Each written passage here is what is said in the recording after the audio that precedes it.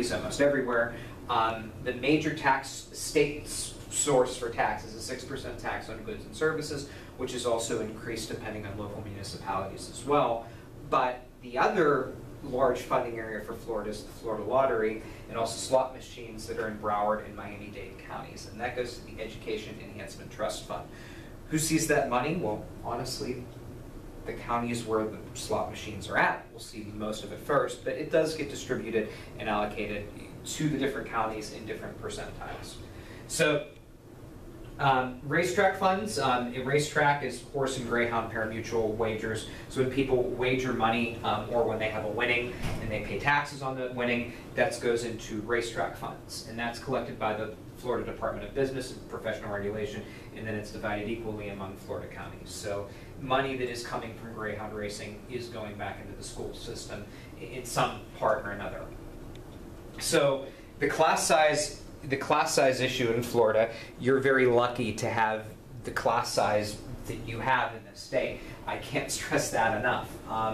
Some of you might be thinking, well, you know, that's a big number, and it is for, I think, 4th and 5th grade, but 25 students in grades 9 to 12 is awesome. I mean, the state I'm from, there's 34 in Pennsylvania, Oklahoma, it can be up to 40.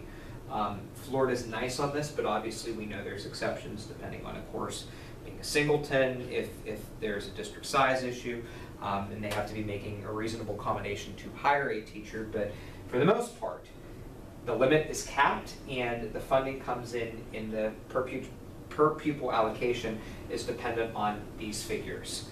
But I think that's important, and that's what the limit is supposed to be and what it should be. So, giving you some rates of millage, that's where the local support comes from, which is a big deal in the state of Florida. It's a big deal in any state, but it's really a big deal in Florida because state and local support really play off of each other here. They're about equal, and you're not going to find that in a lot of other states. 2014, Santa Rosa County had the highest millage and Monroe had the lowest, but that can be adjusted.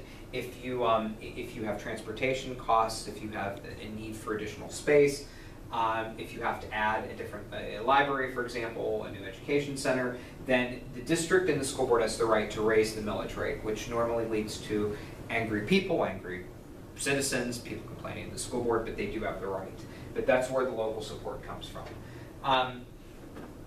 So, big ideas from Chapter 4. All that you need to know is that, you know, mostly the major expenditure in the state is salaries. Code 120, the classroom teacher code, is the largest expenditure in the state. I thought this was unique because this is not the case anywhere else that I know of. Guidance counselors are not funded with classroom teachers. They're a separate account.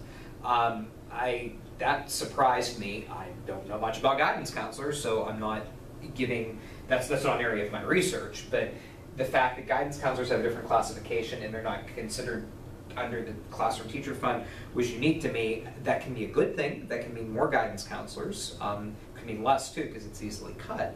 But they don't come out of the teacher fund, they come out of other certified, and I know that's not the case in most of the states that I work with.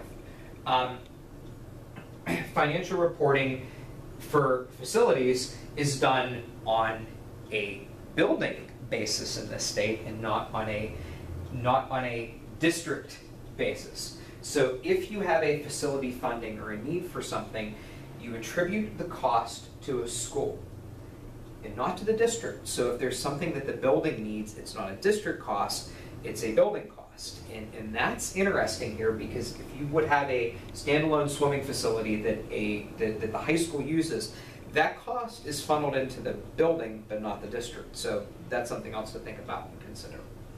So that's really what I wanted to highlight. This couldn't have been longer than 25 minutes. It's worth you watching because going through the Florida Redbook isn't going to necessarily help you as much as hearing this stuff and seeing the stuff that I highlighted, because that really is what matters. But you know, I try to prepare this stuff. I would say study the PowerPoint video, but that's it, and that's kind of my comments for this chapter, and we'll continue with the next one. Thank you.